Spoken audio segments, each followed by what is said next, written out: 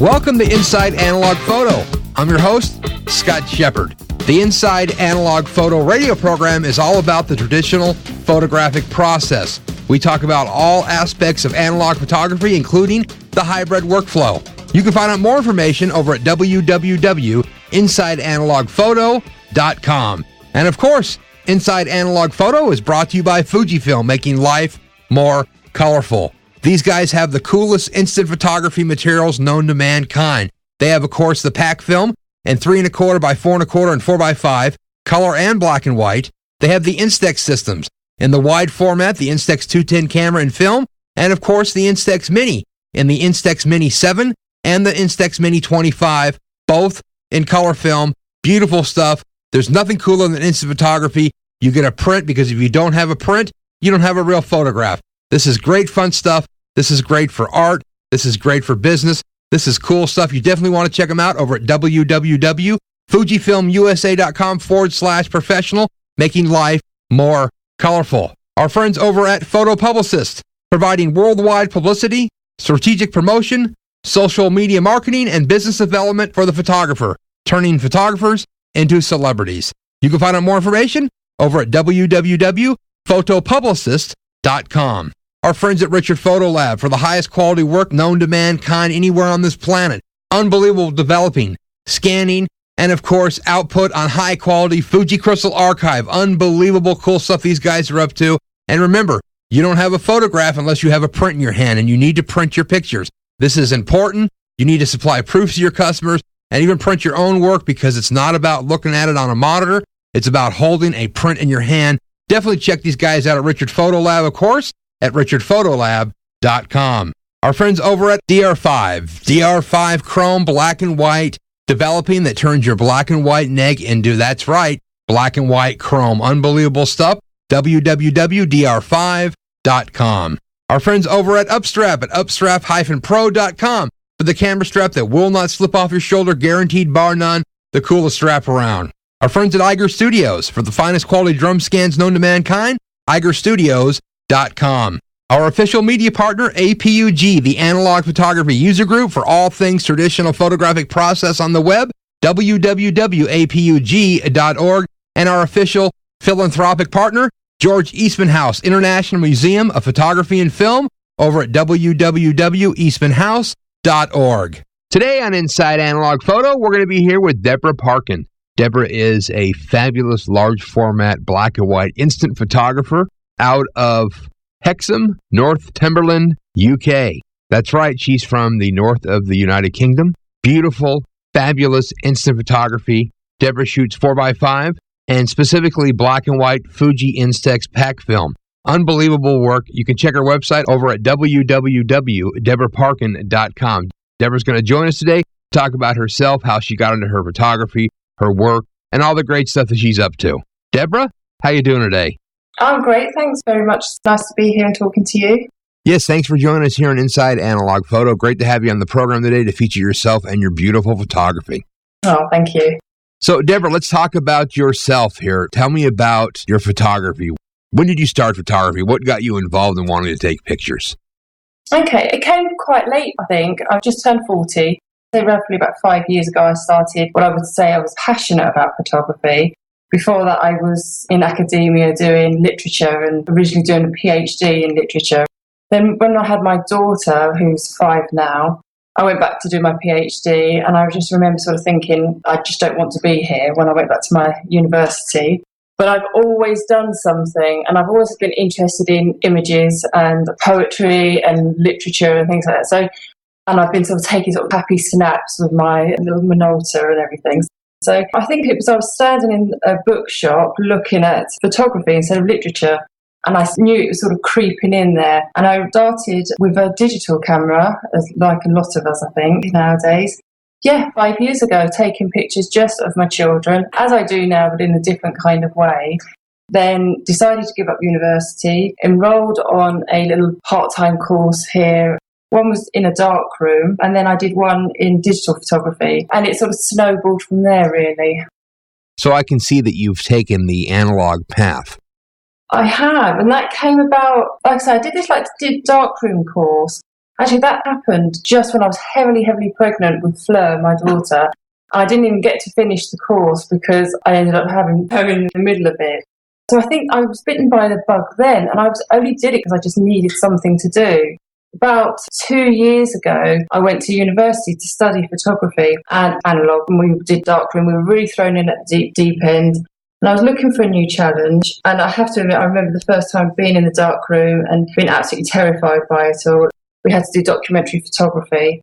Yeah, and I think it was from there, it gave me a good chance to, like I say, darkroom work, developing my own negatives, got to use a large format camera, medium format camera, and I've never gone back ever since, really. So you had no real intrigue with the digital process and all of that? Well, I'm not a purist, not at all, but I'm not very good technically. I mean, even with this Skype, and honestly, if I wasn't married, I wouldn't even have a TV. So I like the cameras as much as film. I love processing the film, loved being in the darkroom, but it didn't always fit in with my lifestyle. I'm a busy mum of 2 young children, so it can be a bit of a challenge. And I think when you digital, you could shoot 300 pictures and hope to get 1 or 2 and you'd be happy. I don't know. I think I just like challenges. I think that always the way I've been, I've always looking for the new challenge in my life. But I also loved the romanticism and the hands-on and the craftsmanship. I think that's what it is, the craftsmanship, yeah. Do you find the analog stuff, I guess, probably because the hands-on, the tactile experience, because when you're shooting, especially what you're shooting, it's definitely a hands-on process. Oh, absolutely. It's so intimate. I'm using 5x4 Fuji instant film, and I'm working with my children, who I absolutely adore, and everything about it's personal and emotional and tactile. And I think that's it. In some ways, it's quite bizarre. It's almost like you're having the instant digital feel. You get to see it, yet it's different. It's tactile. It's there. You're holding it. And I've already got a huge box of these pictures, just like my mum and my grandparents had of us with a photo. I'm actually getting that, and I think that's quite unique now, really, and not always just being on the screen that we see digital. So what was the push for photography to start with? I mean, like you said, you were in university and you decided to do some other stuff. Why did you pick photography as something to do? Gardening's very popular in the UK. It could have been gardening. I do like to garden. That's so strange. I think it must be something to do with my fascination with memory. When I was doing my PhD, it was actually about writing diaries, journals and things like that. I think having children made me start thinking about my own childhood. Lots of emotions came up through having children. I wanted to record their lives. I started writing my own journals and diaries and things as well. And also, I think getting older, I've lost people. Before my 30s, I was very lucky. I hadn't actually experienced death. And I think through my 30s and as I'm getting older, these things are coming up. So you start thinking about your mortality and you start wanting to hold on to these memories and you want to visualize them and hold them kind of things. So I think all these little things were sort of tapping away at me. And like I say, I had a camera. I'd always liked the image and Holocaust literature. So it was lots of documents and things. So I think look at their visual history and needing my own visual history. I think that's what it was. And I like the feel of the camera. I love snapshots, actually. It gets derided a lot in sort of art photography. But actually, I love the snapshot. I think it tells the story, doesn't it? Sometimes truth and sometimes non-truth, but it tells a story nonetheless. So I think having this Minolta camera that I had, looking back at the pictures, triggering memories, going through my old photo albums. I mean, we're a family that love photos anyway. We're always giggling at our old hairstyles and things like that and bringing back memories. One of the things that I get together with my family, we're always saying, do you remember when? So I think it was actually just meant to be. So tell me about your professional background and how that's influenced your photography. So like you said, you've done work recording personal memories in regards to journals and diaries and how that's affected the way that you tell a story. Well, like I said, I was doing work on memory. One of the things, I didn't quite get it at the time, but we were looking at Holocaust memoirs. And I remember them sort of challenging about, well, when you look back, is it the truth? And how it's their interpretation of the truth. It's their memory and not everybody else's memory. But in my 20s, not quite getting that. Just sort of thought, well, of course it is the truth. It's their memory. When I was at university doing my photography, when I went back to do that, we had to do what was called the constructed image in studio settings or using studio light with a medium format camera. And this is where my memory series came from. So I just thought, okay, well, I'll start recreating some of my childhood memories. So to cut a very long story short, my parents got divorced when I was very young, and it had a quite profound effect on me. So I just started creating some of the feelings that I had. They're not necessarily actual events, but it was just wanting to create something to show how I felt at a certain moment. For example, waiting for my dad to come to visit me. So I think it was very cathartic for a start, but actually it really sort of opened up to me sort of thinking, actually, this is my memory. But it's not my sister's memory, it's not my mum's memory, it's my memory. And that's, I suppose, the starting point of it, really. Tell me about your choice on format and what you're shooting. I don't know if I've seen any of your photography in color. Do you shoot any color at all? No, and I don't know why. I haven't made a conscious decision. I just love black and white, and I've never thought about buying anything else. Do you find black and white is more in accord with, let's say, a memory? Because I'm just wondering why you would pick straight all black and white. Does that have anything to do with your background and the way that you're documenting memories instead of in color where you're just using a monochromatic? It's really strange because somebody asked me, how do you remember your brain? But it is all in colour. All my photos of my childhood are all in colour. I can remember only black and white. But all the photos I've got around my house, whether it's of my mum or my grandparents or great-grandparents, are black and white. All those pictures that I looked at when I was studying are black and white. All your sort of war pictures, all your documentary pictures, they're black and white. So I think I have a very nostalgic thing. When I think nostalgic, I just think black and white. So maybe that's the reasoning. I really don't know. I can't actually pinpoint. Even just to do my own work, I love to look at other people's black and white photos. No, the stuff's fabulous, and you must go through a lot of Fuji instant film. I do. I'm actually stocking up as we speak because apparently it's not being made anymore or something. So I've heard anyway. The particular kind that I'm using anyway. And you're using the FP, which one? FP100B45. There is some rumors about the 100 speed. I don't think they're getting rid of the 3000. Have you shot the 3000 ISO? No, have you? Oh, yes, lots of it. Is it good? Oh, yeah, it's fabulous. Right. Oh, that's something to look forward to then. I'll give that a go. Well, the thing is, the stuff, it stores for quite a while. So the only thing's the problem is the pods dry out where the chemical is. Have you shot Polaroid as well or just always Fuji? No, always Fuji. Well, to be honest, Polaroid is quite difficult to get hold of and very expensive. Yes, terribly expensive. And the 4x5 stuff that you're shooting must be quite pricey in the UK as well. Works at about £3 a shot. So I don't know what that is in dollars. About $5, I think. So it keeps you selective on what you're going to take a picture of then. Oh, yeah, absolutely. It's been a huge learning curve. But I give myself 3 shots. And if it's not working that day, then I go, okay, I need to call it a day. And that happened to me just this weekend, actually. Now, tell me what you do when you're going to go out and shoot. Do you have a particular subject matter in mind? I know that you have your daughter in a lot of your photographs here. It's a mixture, really. We do everything as a family, and we're very lucky where we live because we live not too far from the Lake District. It's really beautiful. We've got a beautiful coastline, and we actually live in the countryside. I always take my camera, which sounds mad, really, because you know what a 4x4 is like. You've got to peel apart your film, you've got to store your film. So I've got all these Tupperware boxes and bags and things. So thankfully my husband's on hand to help me carry everything. So we go to a place, and generally I would say I'm observing my children. If I see they do something that I think, yes, that's the moment I want to capture, then I will sort of set up the camera and then talk with them. I mean, I really have excellent children, but particularly my daughter will not do anything that she doesn't want to do. It's a partnership, really. So I have an idea, but it really depends on the day, I think. Yeah, I mean, looking at your photography and what you have up here up on the web and on your Facebook page, it's definitely more than just documenting a time and a moment. Yeah, it is. One of my son laying down. He had been laying down watching telly, and I saw the light on him and I thought, yeah, I want that picture. So that was very sort of just the moment. But then there's the other one with my daughter looking over at the Catbells Mountain. We'd walked out that day and that was her first ever mountain she climbed, and it had been lashing down with rain. It was pretty tough for her, but she was elated. And that was on the evening, and I just saw her, and I wanted to sort of create something about the mood of how she was feeling, how I was feeling as a parent. I did used to think it was just about childhood, but I actually think it's about how I feel as a parent watching my children. And so it was just that moment of stillness. That's probably the best way to describe it.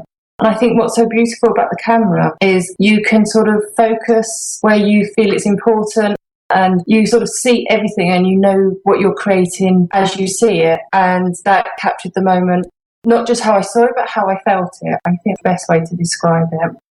Now, is that your choice of the 4x5 because you have the selective focus and you have some movement so you can draw the viewer's eye somewhere in the photo? Is this why you like the 4x5 format? Absolutely. I mean, I got to use it at university, but we had to use it just to create some still lifes, and I wasn't allowed to be creative with it.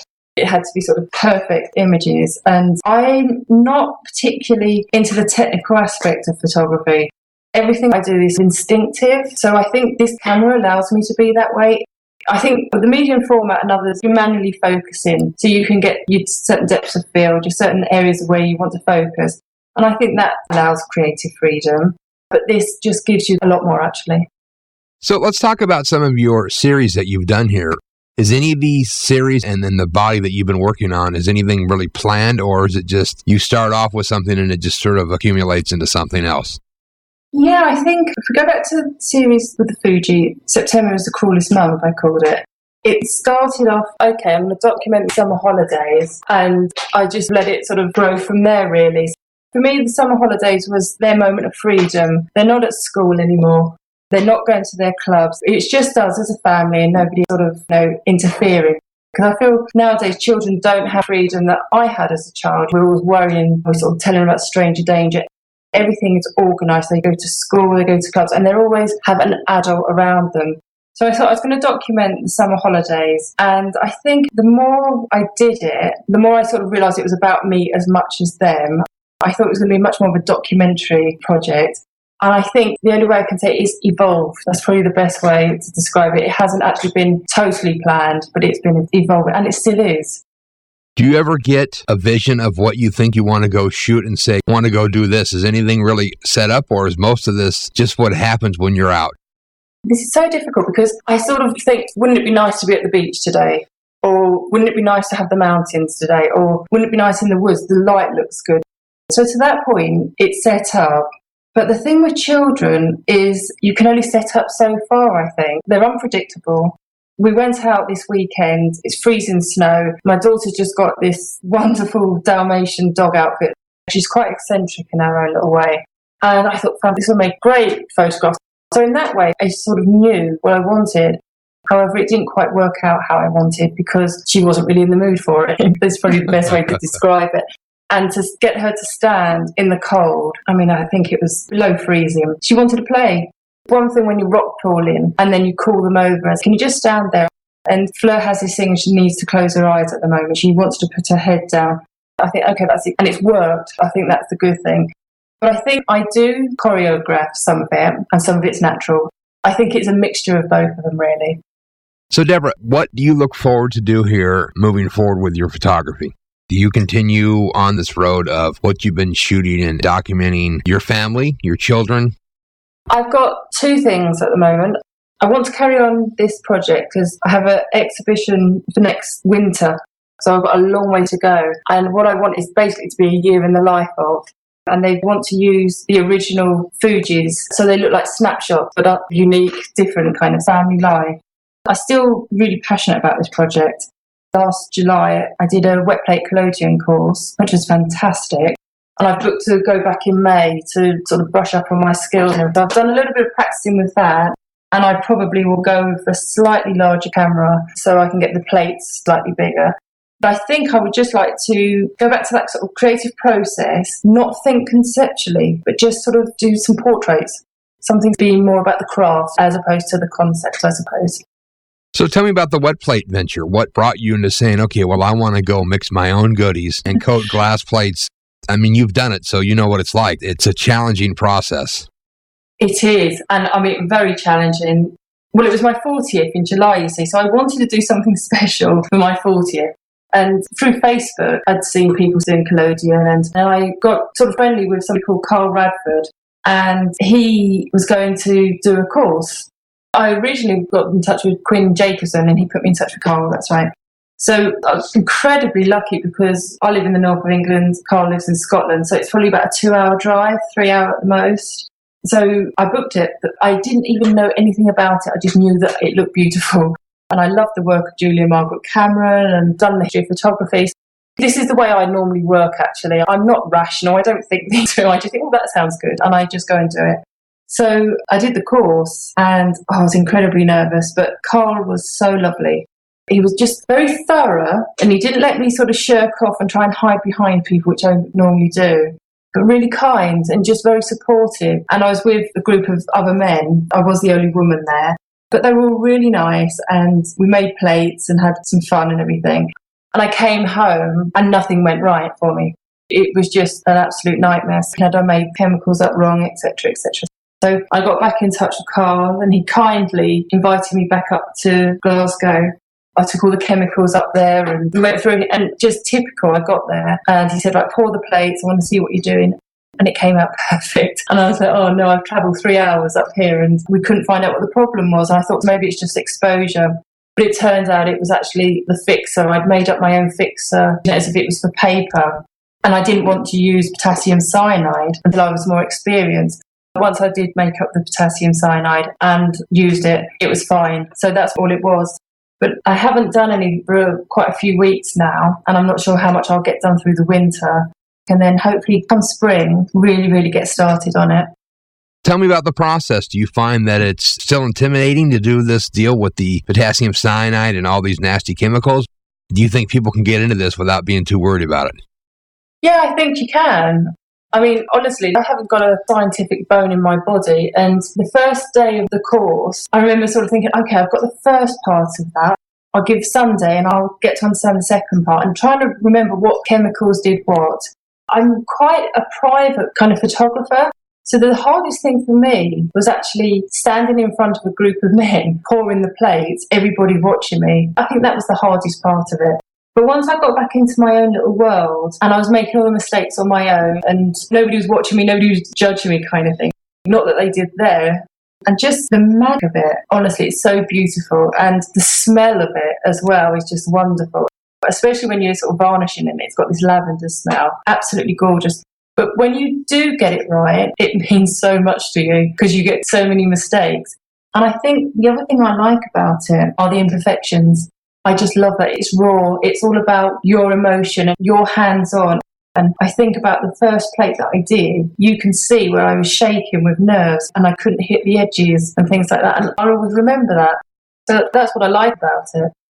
Are you doing all of your wet plate work on glass, on metal?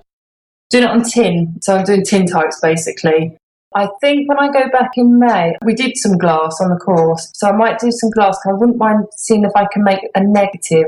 I've been doing the positives. But the tin type is great. They're tiny as well because I'm only using my 5x4. But they're really sweet. I went down to a museum in Bradford to see some Julia Margaret Cameron work recently.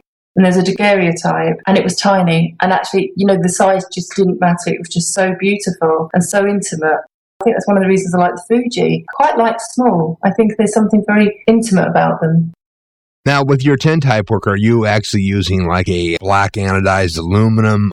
Or are you doing traditional where you're actually blackening a piece of steel? No, they're basically cut as well. What do they call it? Trophy aluminium. What they make trophies with, I suppose. Right, black trophy plate. Yeah. Let's talk about the whole thing with the positive and the show you have coming up. Do you shoot any film at all? Well, I haven't done since about May. But yeah, when I do like my medium format work, I obviously shoot film. And what's your favorite film to shoot when you do want to enjoy that? I don't know if it's a favourite. It was just one that I just stuck with. It's probably Ilford HP5 FP4. And I think that's basically because that's just what we were told to use. And I just stuck with it because it worked. So I haven't really experimented with a lot of film, to be honest with you. Your exhibition coming up, you're going to be displaying the actual straight up Fuji positives. I'm doing both. Obviously, they are positives. I've been trying to reproduce them. First of all, I tried to make them into digital negatives, thinking I wanted to carry on sort of dark room and everything like that. So I went on a workshop for that and they came out okay, but they still didn't get the tones that I really wanted and the control that I like. So we tried another method to digitally reproduce them because I think the nice thing about the Fuji is that they're an object. So I wanted, if I did reproduce them, that they didn't just look flat on the paper, there was something individual about them. So we sort of scanned them, and I'm actually on a workshop this coming Tuesday to be able to reproduce them so they look almost like a three-dimensional object on a very large piece of paper. And that's how it will be displayed on the walls as the reproduction. But they want in a glass cabinet the originals to show like a family album kind of thing. So both of them, which is a bit worrying actually, because Fuji positives in some ways is like showing you negatives, isn't it? Sure, and I see that the way you peel it reverse, so you leave the pod and the strips on the side and the whole deal. Yeah, I love that. It's just how I peel it apart, and that's how I see it. And actually, I've cropped on the website and everything, but actually the tears are actually longer, and that's how it will be shown when I show it in the exhibition. So they're more individual. I just really like to just show it in a kind of uniformed way, really. But yeah, I think that's uniqueness, actually. Now, have you tried to do the process with the Fuji negative itself by stripping off the rim jet on the back and having a negative?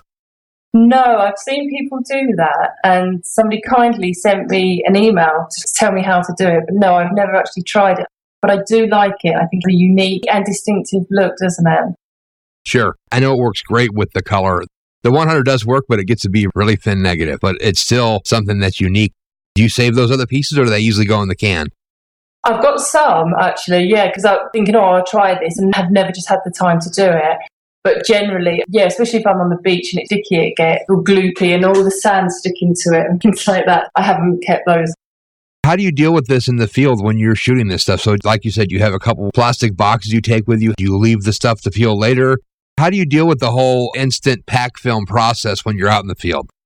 It can be hugely challenging, especially with the northeast wind that we get. I normally have Tupperware. I take about 10 of them out, and I peel it apart, open it, and then just place like the positive facing up with a lid over the top.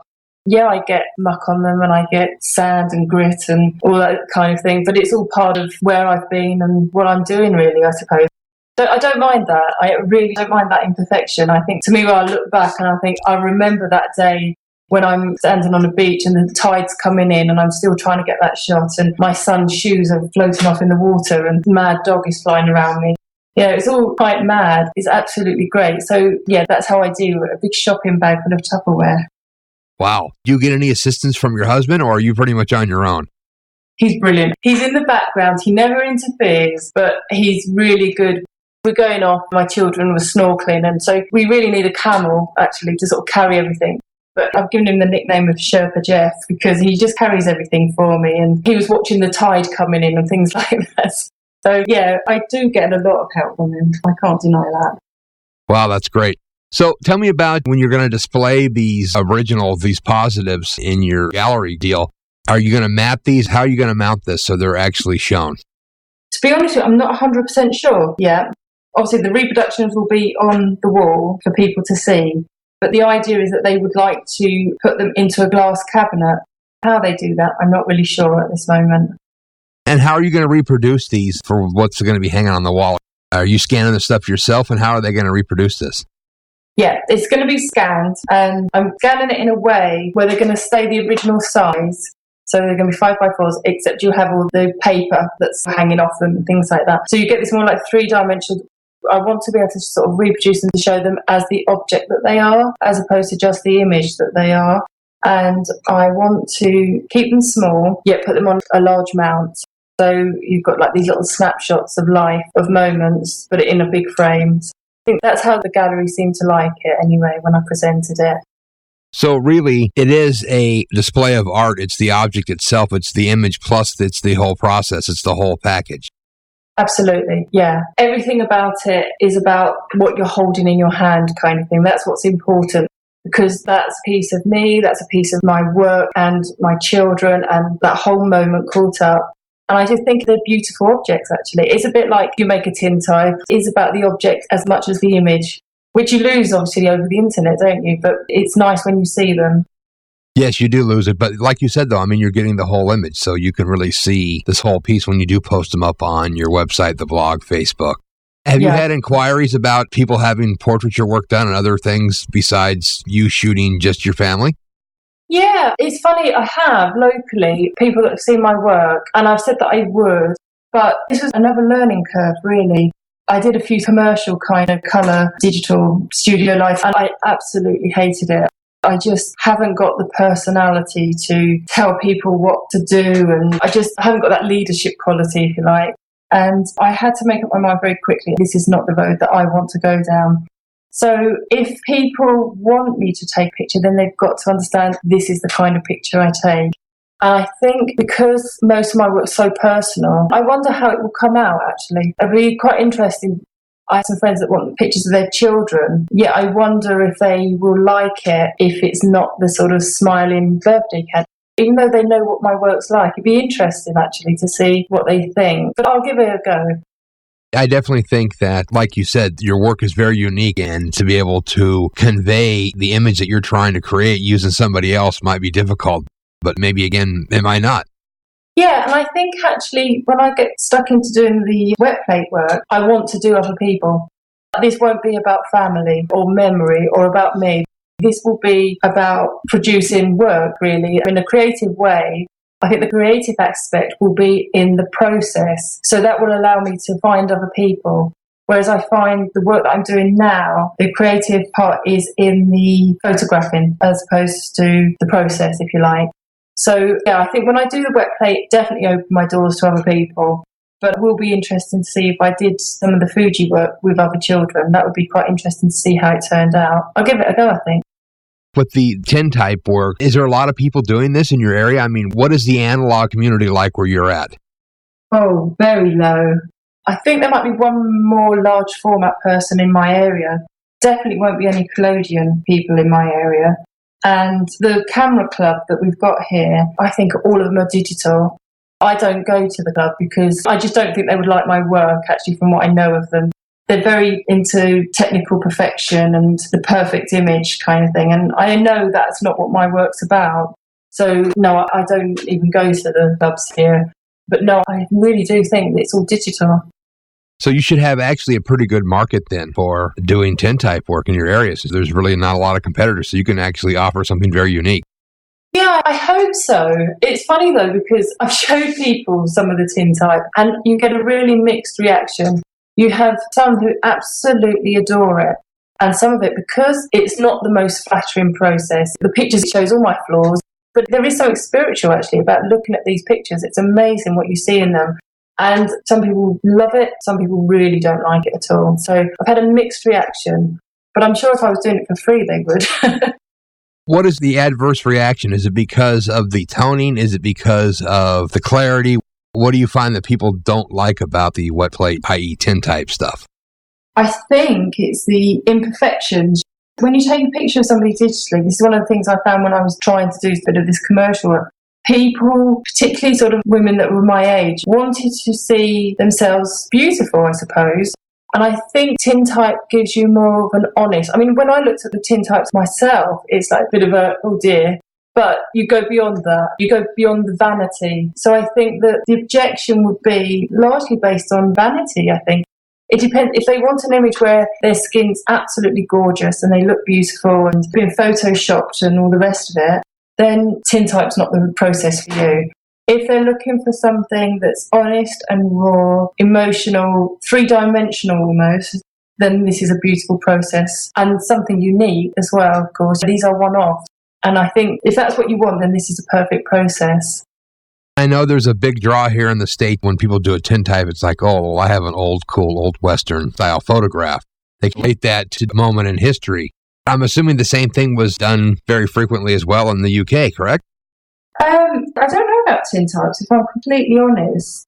I mean, all the sort of wet plate work, I'm thinking sort of Julia Margaret Cameron. If you look back at Victorian photography in the UK, was it still little metal pictures and little albums that were very ornate and decorative? Something that was a really big keepsake, because I'm sure you've seen old tintype work where it's in these exquisite little little albums and they're small prints. They're what, 2 by 3 or something? Yeah, and the things I saw down at Bradford, like I said, they were very small. You could hold them in your hand in elaborate little brass, almost like a pocket watch kind of thing. You know how it sort of folds over. It was like that really, but obviously with a photograph. And family albums, I think, have always been very popular here in the UK throughout the generations. and definitely the Victorian women. They were very popular. But as for tintypes, I couldn't honestly tell you. I know that obviously the Victorian photographers, wet plate was incredibly popular. And then you had the carte de visite, I think that's how you say it, carte de visite, where almost everyday people could go and get these little photographs taken of themselves. And that was very, very popular in the 1900s. So, Deborah, tell us where we can find out more information about your work, where your website is, the blog, your Facebook page. Where can they look at this fabulous photography? Well, it's just deborahparkin.com. It's my website. And you can get access to my blog from my website. And I'm also on Facebook, and I have a Facebook, I hate the word fan page, but I don't expect people to be fans. And that's where I would post up my work. And I try to link my website to that. If I have a new blog, I write a blog about once a week, just to sort of tell people how I'm feeling, what I'm doing, the journey that I'm on, really, just share it. And it's been great, actually, the response. I'm meeting some wonderfully like-minded people on the internet. It's great. Mainly from America or Norway. That is quite interesting. A fair amount of people from Norway, too, yeah? Yeah. How odd, but cool, nevertheless. Your work is fabulous, and I think people should read your blog and subscribe to it, and it just does give a very intimate look into what you're doing. And I think, again, this work is over-the-top fabulous. It's very unique, and it's just so cool the way that you're telling stories. It's just different, and it's beautiful. Oh, thank you so much. That's so kind of you. Thank you. Deborah, thanks again for joining us today. We look forward to chatting again, looking at some more of your wet plate and your collodion tintype work and your Fuji Instant. That's beautiful. And again, thank you so much for joining us. Thanks, Scott. Take care of yourself. Well, there you go. Deborah Parkin. Beautiful, fabulous photography. What a great gal. Very inspiring. You definitely check out Deborah's website. There'll be a link to her site on InsideAnalogPhoto.com. Just really inspiring, beautiful photography, really great storytelling. Very, very cool work. The Inside Analog Photo radio program has been brought to you by Fujifilm for their full line of instant cameras and film, and of course, fine quality Fuji Crystal Archive paper over at www.fujifilmusa.com/professional. Our friends at Photo Publicist, worldwide publicity, strategic promotion, social media marketing, and business development over at www.photopublicist.com. Our friends at Richard Photo Lab for the finest quality lab in the country, richardphotolab.com. Our friends over at DR5 for black and white chrome at dr5.com. Upstrap for the finest quality camera strap that will not slide off your shoulder at upstrap-pro.com. Our friends over at Iger Studios at igerstudios.com. And of course, our media partners of the Analog Photography User Group at apug.org. And our official philanthropic partner, George Eastman House over at eastmanhouse.org. I've been your host, Scott Shippard, here on Inside Analog Photo. We'll be back next week with more great analog photography.